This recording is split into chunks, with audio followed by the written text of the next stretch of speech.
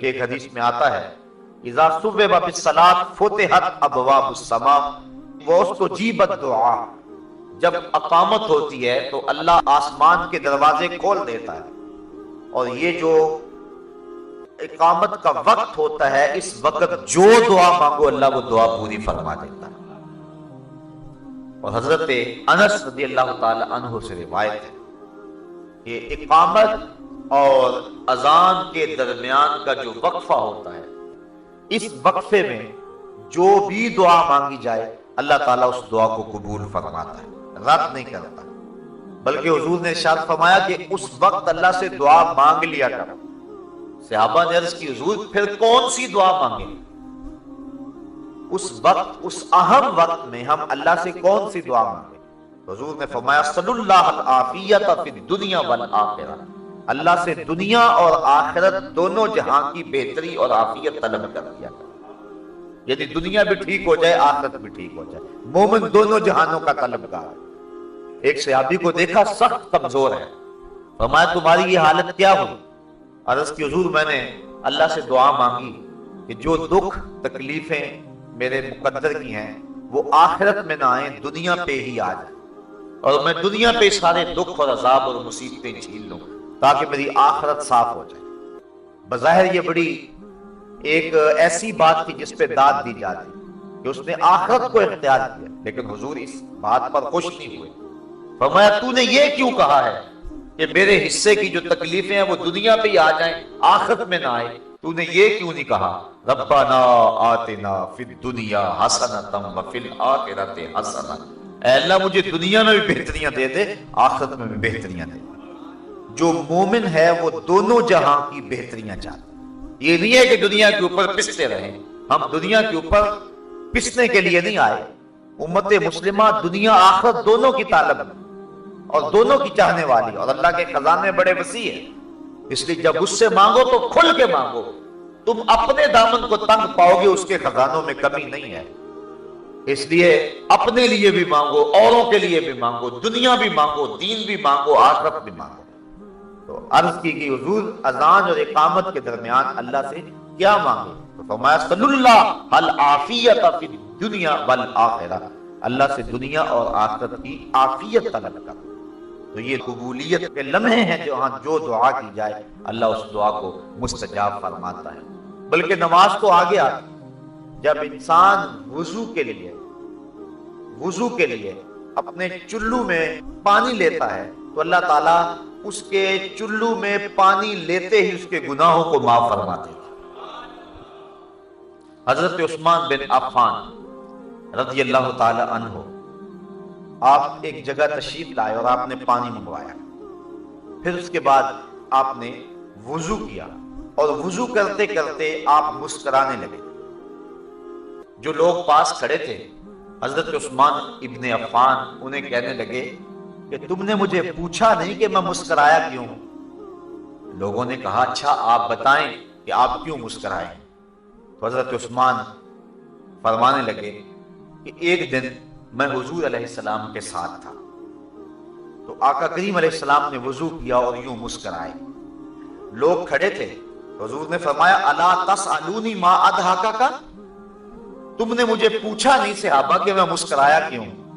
تو صحابہ نے عرض کی ما اضحکک یا رسول اللہ، حضور آپ ارشاد فرمائیں نا کہ آپ کیوں مسکرائے؟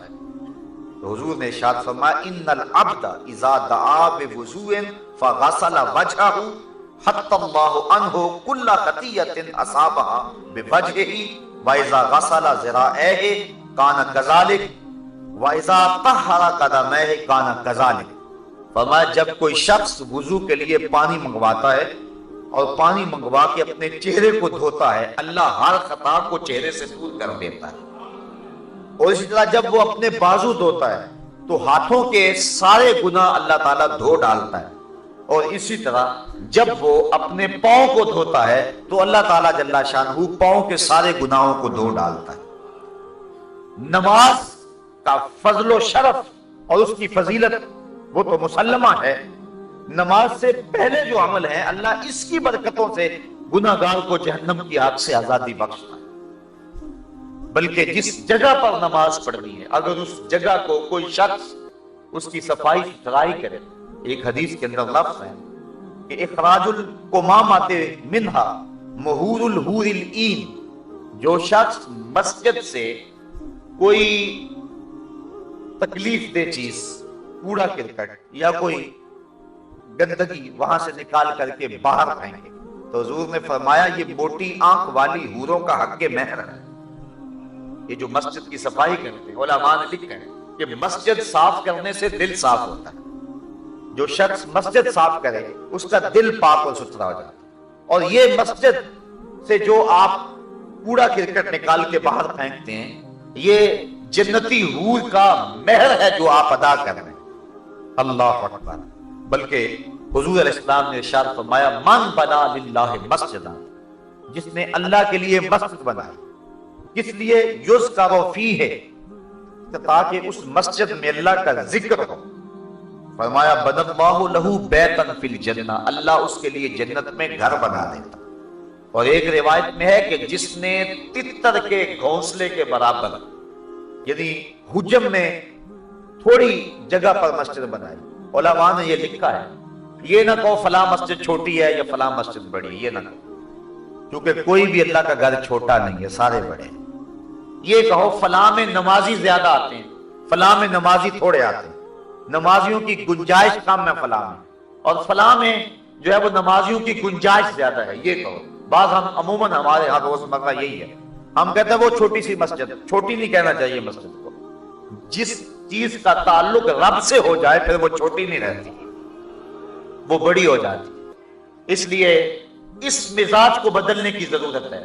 بلکہ واصف علی واصف نے ایک بڑی خوبصورت بات لکھی، اس نے کہا مسجد کیا کوئی بھی شے چھوٹی نہیں ہے، کوئی شے چھوٹی تب نظر آتی ہے اسے دور سے دیکھا جائے یا پھر غرور سے دیکھا جائے۔ جب کسی کو دور سے دیکھو یا پھر غرور سے دیکھو تو وہ چھوٹا نظر آئے گا، ورنہ کوئی بھی شے کارخانہ قدرت میں چھوٹی نہیں ہے، ہر شے باعظمت ہے۔ تو بالخصوص جس چیز کی نسبت جو ہے وہ اللہ جل شانہ اور اس کے رسول کریم سے ہو جائے، وہ چیز چھوٹی نہیں ہو سکتی ہے۔ یہ کہو گنجائش اس میں تھوڑی ہے نماز۔ حضور نے حضرت عباس بن عبد المطلب رضی اللہ تعالی عنہ، حضور کے رشتے میں چچا لگتے ہیں، ان سے پوچھا کہ چچا آپ بڑے ہیں یا میں بڑا ہوں؟ تو انہوں نے جواب عرض کی حضور سال میں نے زیادہ گزارے ہیں، بڑے آپ ہی ہیں۔ یہ نہیں کہا کہ میں بڑا ہوں، کہا سال میں نے زیادہ گزارے لیکن بڑے آپ ہی ہیں۔ تو جب نسبت اچھی جگہ ہو تو پھر اپنی زبان کو احتیاط کے ساتھ حرکت دینی چاہیے۔ تو علماء نے اس جزیے کو بیان کیا ہے کہ یہ نہ کہو چھوٹی مسجد یا بڑی مسجد، بلکہ کہو فلاں مسجد میں نمازیوں کی گنجائش تھوڑی ہے، چھوٹی اس کو نہیں کہہ سکتے ہیں۔ تو جس نے تتر کے گھونسلے کے برابر، یعنی اتنی تھوڑی جگہ پر مسجد بنائی، اللہ اس کا بھی جنت میں محل بنا دیتا ہے۔ تو جس جگہ سجدہ کرنا ہے، جس جگہ پیشانی رکھنی ہے، اللہ اکبر، وہ جگہ بھی اتنی برکتوں کی حامل ہے۔ بلکہ فرمایا کہ خیر الاماکن، بہترین جگہیں روئے زمین پہ ہیں تو وہ مسجدیں ہیں، اور بدترین جگہیں اگر روئے زمین پہ ہیں تو وہ اسواق یعنی بازار ہیں۔ حکم ہے مسجد میں جلدی جاؤ اور دیر سے آؤ، بازار میں دیر سے جاؤ اور جلدی واپس آؤ۔ گو ہمارا انداز اس سے مختلف ہے، لیکن حکم یہی ہے کہ مسجد میں جلدی جاؤ، دیر سے واپس پڑھ لو۔ بلکہ ایک حدیث میں آتا ہے جس نے نماز فجر مسجد میں پڑھی اور پھر وہ ذکر و اذکار میں لگا رہا، بیٹھا رہا حتیٰ کہ سورج طلوع ہو گیا، اور پھر اس نے 2 رکعت پڑھی جس کو صلاۃ الاشراق کہتے ہیں، تو فرمایا اس کو مقبول حج اور عمرے کا اللہ ثواب عطا فرماتا۔ اللہ اکبر۔ تو یہ برکتیں ہیں اللہ کے پاک گھر کی جہاں نماز ادا ہونی ہے۔ باقی رہی بات نماز کی، اس کی کیا فضیلت ہے، تو آئیے حضرت نبی رحمت صلی اللہ علیہ وسلم کا ایک فرمان جس کو امام بخاری نے حضرت ابو ہریرہ رضی اللہ تعالی عنہ سے نقل کیا ہے، صحابہ سے مخاطب ہو کے کہا ارائیتم لو ان نہرا بباب احدکم یغتسل کل یوم 5 ما تقول ذلك یبکی من درنہ قالوا لا یبکی من درنہ شیئا قال فذلك مثل الصلوات الخمس یمحو اللہ بہ الخطایا۔ فرمایا صحابہ ایک بات تو بتاؤ اگر کسی شخص کے دروازے کے سامنے سے کوئی نہر گزرتی ہو اور وہ دن میں 5 مرتبہ اس نہر میں غسل کرے، مجھے بتاؤ کیا اس کے بدن پر کوئی میل کچیل باقی رہے گی؟ صحابہ نے عرض کی حضور اس کے بدن پر کوئی میل باقی نہیں رہے گی۔ فرمایا یہی 5 نمازوں کی مثال ہے۔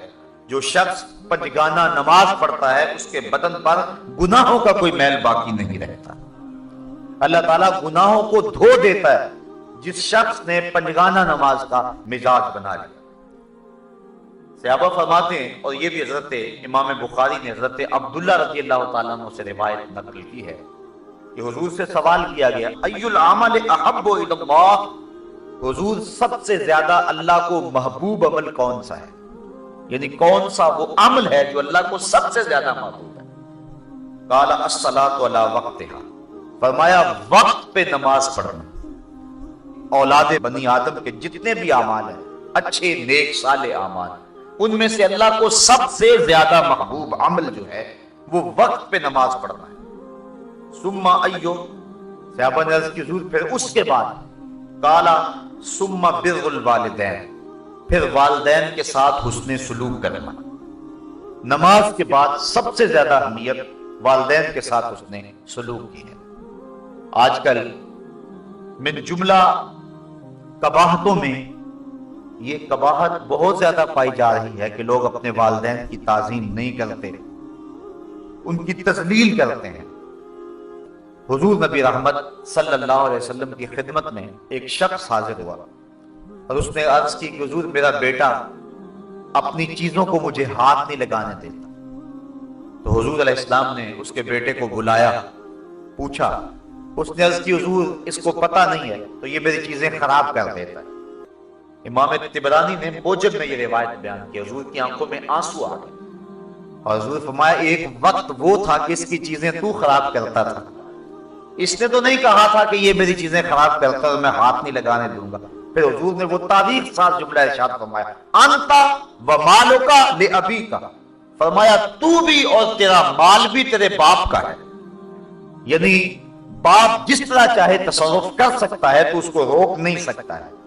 تو والدین کی نافرمانی اللہ کی رحمتوں سے انسان کو محروم کر دیتی ہے، اور والدین کی فرما برداری اللہ کی رحمتوں کا حقدار بناتی ہے۔ ایک حدیث میں آتا ہے کہ 4 اشخاص ایسے ہیں کہ جب قیامت کا دن ہوگا تو جنت میں جانے سے انہیں کوئی شے بھی رکاوٹ نہیں ہو۔ ایک وہ شخص کہ جس نے ایسی سچی توبہ کی کہ گناہ کی طرف پلٹنا اتنا مشکل ہے جس طرح تھن سے نکلا ہوا دودھ واپس جانا مشکل ہوتا ہے، اور دوسرا وہ شخص جس نے اپنے والدین کو راضی کر رکھا، اور تیسری وہ خاتون جو اس حال میں مری کہ اس کا شوہر اس کے اوپر راضی تھا، اور چوتھا وہ شخص جس کے ذرائع آمدنی تھوڑے ہیں لیکن عیال کثیر ہیں، اولاد زیادہ ہے، لیکن اس کے باوجود اس نے اپنی اولاد کے پیٹ میں حرام کا ایک لقمہ بھی نہ جانے دیا۔ تو فرمایا کل قیامت کے دن کوئی چیز اس کو جنت میں جانے سے نہیں روک سکے۔ تو والدین کی فرما برداری کرنا یہ نماز کے بعد اہم فریضہ ہے۔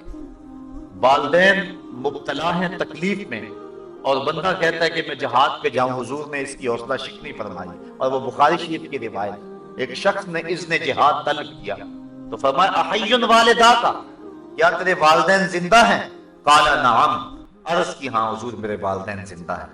قال ففیہما فجاہد، کہا جا ان کی خدمت کر، یہی تیرا جہاد ہے۔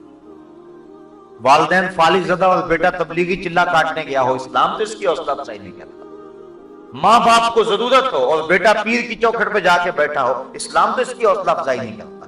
ہمارے سامنے حضرت اویس کرنی کی مثال موجود ہے۔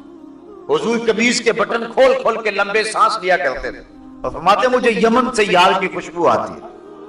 کسی نے کہا حضور وہ کون ہے جو آپ کو ملنے بھی نہیں آیا؟ لوگ کہاں کہاں سے آگے، یمن تو دور بھی نہیں ہے، تو وہ ملنے بھی نہیں آیا آپ کو؟ تو فرمایا اس کی بوڑھی اور نابینا ماں ہے جس کی خدمت اسے میرے حضور آنے سے روکے ہوئے، بلکہ فرمایا کوئی اویس کو ملے اور میرا سلام دے اور اس کو کہے کہ میری امت کی بخشش کی دعا کرے۔ حضرت عمر فاروق اور حضرت علی المرتضیٰ دونوں گئے، حضور کا سلام پیش کیا۔ حضرت اویس کرنی نے جب سنا تو آنکھوں میں آنسو ڈال آئے اور بار بار کہتے تھے بتاؤ حضور کے لبوں پہ میرا نام کیسے آیا تھا، کیسے کہا تھا اویس کو سلام دینا۔ جب محبتوں کے امڑتے ہوئے یہ جذبے دیکھے، کہا اتنا پیار حضور سے تو ملنے کیوں نہیں آیا؟ جب یہ بات کہی تو حضرت اویس نے رخ کو بدلا، کہا تم نے میرے رسول کو دیکھا ہے؟ کہا ہاں ہم تو شام سویرے رہتے ہی خدمت میں تھے۔ کہا پھر بتاؤ حضور کے ابرو جڑے ہوئے تھے یا کھلے ہوئے تھے؟ اب یہ حیرت زدہ ہو گئے۔ کہا مجھ سے پوچھ لو جس نے نہیں دیکھا، کوئی دور سے دیکھتا تو جڑے ہوئے نظر آتے، قریب آ کے دیکھتا تو کھلے ہوئے نظر آتے۔ تو معلوم یہ ہوا کہ جو ماں باپ کی خدمت میں رہا وہ حضور کی صحبت سے بھی محروم نہیں رہا، حضور کے قرب کی دولت سے بھی وہ مالا مال رہا ہے۔ حضرت بایزید بستامی کہتے ہیں کہ میں نے اپنی ماں کے آگے ہاتھ جوڑے، میں نے کہا امی تیرے حق ادا کروں یا کہ اللہ کے حق ادا کروں؟ اپنے حق معاف کر دے، میں اللہ کو منا لیتا۔ ماں نے کہا جاؤ بیٹا۔ 12 سال جنگلوں میں گھومتے رہے۔ ایک دن بستام کے قریب سے گزر رہے تھے، دل میں خیال آیا جاتے جاتے ماں کو سلام کر جاؤں۔ دروازے کو دستک دینے لگا، رات کا موقع تھا۔ خیال آیا کہ ساری زندگی ماں کو سکھ نہیں دیا، دکھ بھی کیوں دوں؟ ماں سوئی ہوگی، میرے لیے اٹھے گی۔ دروازے کے ساتھ لگ کے کھڑے ہو گئے۔ سردیوں کی لمبی رات تھی، ساری رات بیت گئی۔ جب سحری کا وقت ہوا، اندر سے جو نالی آتی تھی وہاں سے پانی آیا۔ سمجھ گئے میری ماں سحری کے لیے اور تہجد کے لیے بیدار ہوئی اور یہ اس کے وضو کا پانی ہے۔ دروازے کو دستک دی، اندر سے آواز آئی بیٹا بایزید ٹھہرو میں آتی ہوں۔ مائیں تو بیٹوں کے دستک کے انداز سے جانتی ہوتی ہیں یہ کون سا بیٹا دستک دے رہا ہے، یہ ماں کا پیار۔ ماں نے دروازہ کھولا۔ حضرت بایزید بستامی کہتے ہیں کہ پھٹے ہوئے کپڑے، پیوند لگے ہوئے اور بکھری ہوئی حالت۔ ماں نے جب دیکھا تو آنکھوں میں آنسو مڈائے۔ 12 سال کے بعد بیٹے کو دیکھا تھا۔ ماں نے جب دیکھا تو ہاتھ اٹھا لیے، کہا مالک میرا بیٹا بایزید تیری طلب میں نکلا تھا، تو نے ابھی تک اسے اپنا قرب نہیں دیا۔ یہ جملے تھے ماں کی زبان پر۔ حضرت بایزید کہتے ہیں 12 سال کی ریاضتوں سے مجھے جو کچھ نہیں ملا تھا ان جملوں سے مل گیا۔ میں نے کہا مالک میں تجھے کہاں ڈھونڈ رہا ہوں، تو تو ماں کی دعاؤں میں ہے۔ تو اگر والدین ناراض ہیں تو عبادت نہیں ہے۔ اور ایک روایت میں آتا ہے جس نے والدین کو تنگ کیا اور اس کے والدین ناراض تھے، قیامت کے دن وہ جنت کی خوشبو بھی نہیں پائے گا، اور جنت کی خوشبو 500 سال کی مسافت سے آنا شروع ہو جائے گی، لیکن وہ جنت کی خوشبو بھی نہیں پائے گا جس کے والدین اس پہ راضی نہیں ہیں۔ فرمایا پہلی چیز کیا؟ اللہ کو جو محبوب ترین عمل ہے وہ وقت پہ نماز پڑھنا ہے۔ دوسرا محبوب عمل بر الوالدین، والدین کے ساتھ حسن سلوک کرنا۔ صحابہ نے عرض کی ثم ایو حضور پھر کون سا عمل ہے؟ قال الجہاد فی سبیل اللہ، کہا اللہ کے راستے کے اندر جہاد کرنا۔ تو سب سے اولیت نماز کو، پھر اس کے بعد والدین کے ساتھ اس نے سلوک کرنے کو، اور پھر تیسرے نمبر پہ حضور نے جہاد کا ذکر فرمایا۔ حضرت سلمان فارسی رضی اللہ تعالی عنہ سے ایک روایت ہے، اور روایت بیان کرتے ہیں حضرت ابو عثمان رضی اللہ تعالی عنہ، کہتے ہیں ایک دن میں حضرت سلمان فارسی رضی اللہ تعالی عنہ کے ہمراہ کسی سفر میں تھا۔ خزاں کا موسم تھا اور درختوں کی شاخوں کے اوپر جو پتے تھے وہ زرد ہو گئے ہوئے تھے۔ ایک درخت آیا جس کی ایک شاخ لٹک رہی تھی اور جس کے اوپر زرد پتوں کا گہنا تھا۔ حضرت سلمان فارسی نے اس شاخ کو پکڑا اور جھٹکا دیا، جتنے پتے تھے گر گئے۔ اس منظر کو دیکھ کر کے میں محظوظ ہو رہا تھا کہ حضرت سلمان فارسی میری طرف توجہ پذیر ہوئے اور کہنے لگے ابو عثمان تو نے پوچھا نہیں کہ میں نے ایسا کیوں کیا؟ تو میں نے کہا کہ حضرت آپ بتا دیجئے آپ نے ایسا کیوں کیا؟ کہا ایک دن میں حضور کے ساتھ تھا، سفر کا موقع تھا اور موسم یہی تھا۔ درخت کی ایک شاخ لٹک رہی تھی جس کے اوپر زرد پتے تھے۔ حضور آگے بڑھے اور شاخ کو پکڑ کے حضور نے جھٹکا دیا تو جتنے بھی اس کے اوپر پتے تھے سارے گر گئے اور شاخ اسی طرح خالی ہو گئی۔ تو میں بھی اس منظر کو دیکھ کے معزوز ہوتا رہا۔ حضور نے میری طرف توجہ کی اور فرمایا سلمان تو نے مجھے پوچھا نہیں کہ میں نے ایسا کیوں کیا؟ حضرت سلمان فارسی کہتے ہیں میں نے عرض کی بندہ نواز آپ ارشاد کر دیں کہ آپ نے ایسا کیوں کیا؟ تو حضور نے فرمایا جس طرح میں نے اس شاخ کو جنبش دی اور اس کے اوپر کوئی پتا باقی نہیں رہا۔ جب کوئی شخص نماز کے لیے کھڑا ہوتا ہے اس طرح سارے گناہ اس کے بدن سے جڑ جاتے ہیں۔ تو یہ نماز کی برکات ہیں۔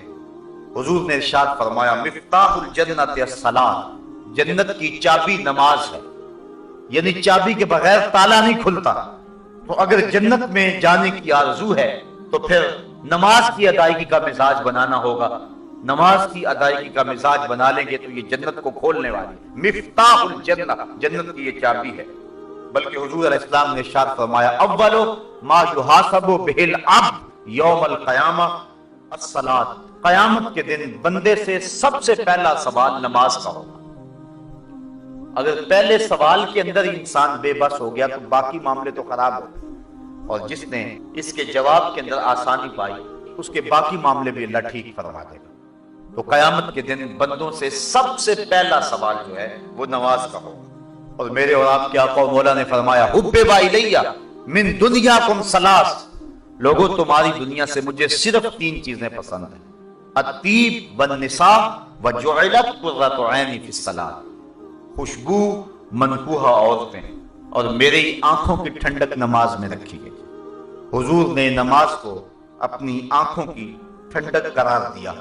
بلکہ نماز کی برکات کا عالم یہ ہے کہ حضور نبی رحمت صلی اللہ علیہ وآلہ وسلم نے ارشاد فرمایا،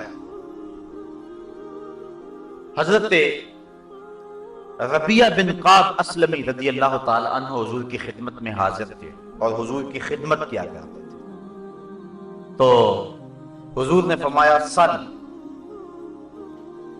کوئی سوال کر لیجیے، مانگ لیجیے، ہیں آج وہ مائل بعطا اور بھی کچھ مانگ۔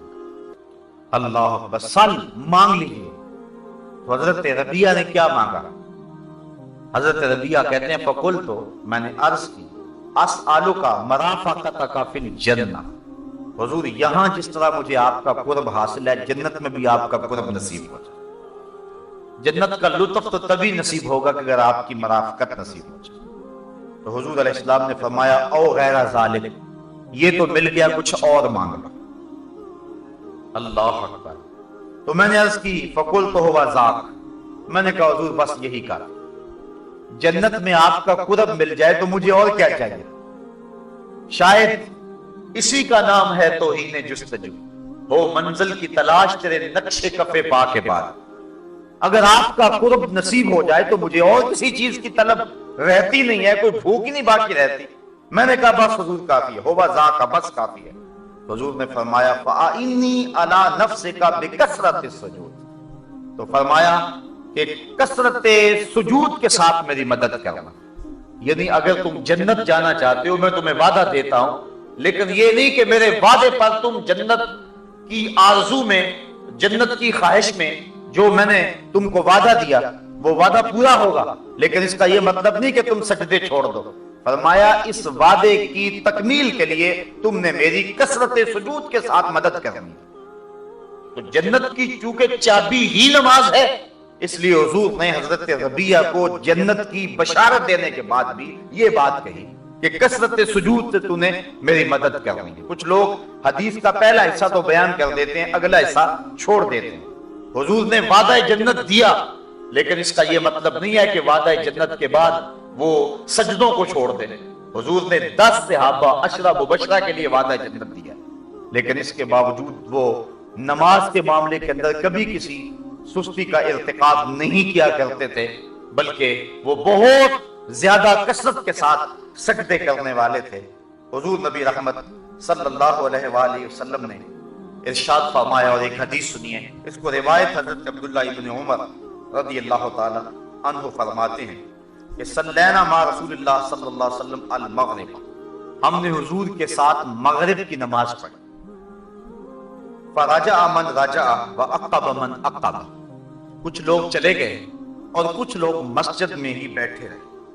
فجاء رسول اللہ صلی اللہ علیہ وسلم مسرعا، حضور تشریف لائے اور حالت یہ تھی کہ حضور بڑے تیز تیز قدم اٹھا کے جہاں صحابہ بیٹھے تھے ادھر آ رہے تھے۔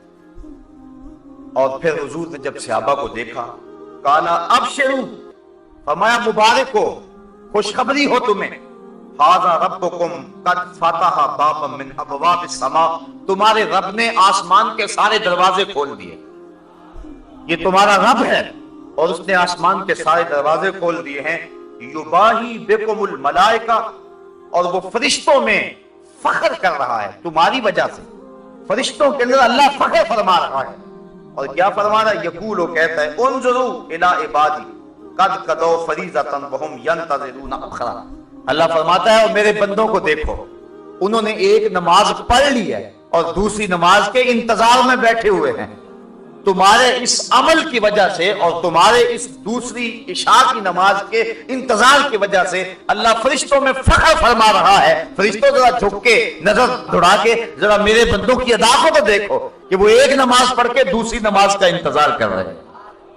तो नमाज का तालिब जो है वो अल्लाह जल्ला शानहू उस पर फख्र करता है। हालांकि बंदे को इज्जत और न्याजमंदी के इजहार के लिए नमाज पढ़ना होती है, लेकिन नमाज पढ़ने वाले पे अल्लाह कितना राजी होता है कि फरिश्तों को कहता है और आसमान के सारे दर खोल के कहता है फरिश्तों देख लो मेरे बंदों को। क्योंकि फरिश्तों ने कहा था कि सजदे तो हम करेंगे, रुकू तो हम करेंगे, ये तो धींगा मुश्ती करेंगे, ये तो फसाद और शर फैलाएंगे। अल्लाह फख्र करता अपने उन बंदों पे जो एक नमाज के बाद दूसरी नमाज के मुंतजर होते हैं। और फरिश्तों कहता है देखो मेरे बंदों को, तुम तो कहते थे कि ये लड़ाई करेंगे, देखो कि नमाज पढ़ लिया, घर को नहीं जा रहे कि दूसरी पढ़ के जाएंगे। अल्लाह बंदों के इस अमल पे जो है वो फरिश्तों के अंदर फख्र फरमा रहा है। हुजूर नबी रहमत सल्लल्लाहु अलैहि वसल्लम ने इरशाद फरमाया, मन तरक सलाता मुतअम्मिदन फकद कफर जिहारन, जिसने जानबूझ के नमाज छोड़ी गोया उसने एलानिया कुफ्र किया है। और एक हदीस के लफ्ज सुनिए, हुजूर नबी रहमत सल्लल्लाहु अलैहि वसल्लम ने नमाजियों को बशारत दी जो पंजगाना नमाज जमात के साथ पढ़ते हैं, और साथ ये भी इरशाद फरमाया कि जो लोग नमाज नहीं पढ़ते हैं कल कयामत के दिन दुश्मनाने खुदा उमैया के साथ और हामान के साथ, कारून के साथ और फिरौन के साथ कल कयामत के दिन खड़े कर दिए जाएंगे। हम में से क्या कोई शख्स ये चाहता है और कोई इस बात को गवारा कर सकता है कि अल्लाह उसके रसूल के दुश्मनों के साथ हम कल कयामत के दिन खड़े हों? लेकिन अगर कोई शख्स नमाज छोड़ने का आदी है तो उसको दुश्मनाने खुदा के साथ खड़ा होना पड़ेगा। अल्लाह ताला कुरान मजीद में फरमाता है कि कुछ लोगों को कयामत के दिन रास्ते में लोग उनको मिलेंगे और वो कहेंगे मा सलककुम फी सकर, तुम जहन्नम में क्यों जा रहे हो? तो वो जवाब के अंदर यही कहेंगे कि लम नकु मिनल मुसल्लीन, हम नमाज नहीं पढ़ा करते थे, नमाज ना पढ़ने की पादाश में आज हम जहन्नम का ईंधन बन रहे हैं। नमाज पढ़ने वाले अल्लाह की रहमतों के हकदार होंगे। और जब कोई बंदा नमाज के लिए खड़ा होता है, अल्लाह फरिश्तों को कहता है कि मेरा बंदा मेरे हुजूर खड़ा होने लगा है, इसके बदन से गुनाह उतार के एक समत ढेर लगा दो ताकि मेरा बंदा मेरे हुजूर पाक साफ होकर खड़ा हो जाए। तो बंदा नमाज पढ़ता रहता है। हदीस में आता है कि जब नमाज मुकम्मल करके जाने लगता है तो फरिश्ते बारगाह इज़्ज़ी में अर्ज करते हैं, मालिक तेरा बंदा नमाज पढ़ के अब वापस जाने लगा है, तो अब इसके गुनाहों का जो ढेर अलग किया हुआ था दोबारा इसके साथ लगा दे। अल्लाह फरमाता है इससे गुनाह तुमने उतार दिए हैं, अब उतरे ही रहने दो और ये मेरा बंदा सुथरा होकर घर की तरफ पलट जाए। तो ये नमाज की बरकत है। बदन पे मैल नहीं रहता, मन सुथरा होता है, चेहरे पे नूर आता है, अंदर सफाई मिलती है, रिज्क में बरकत होती है।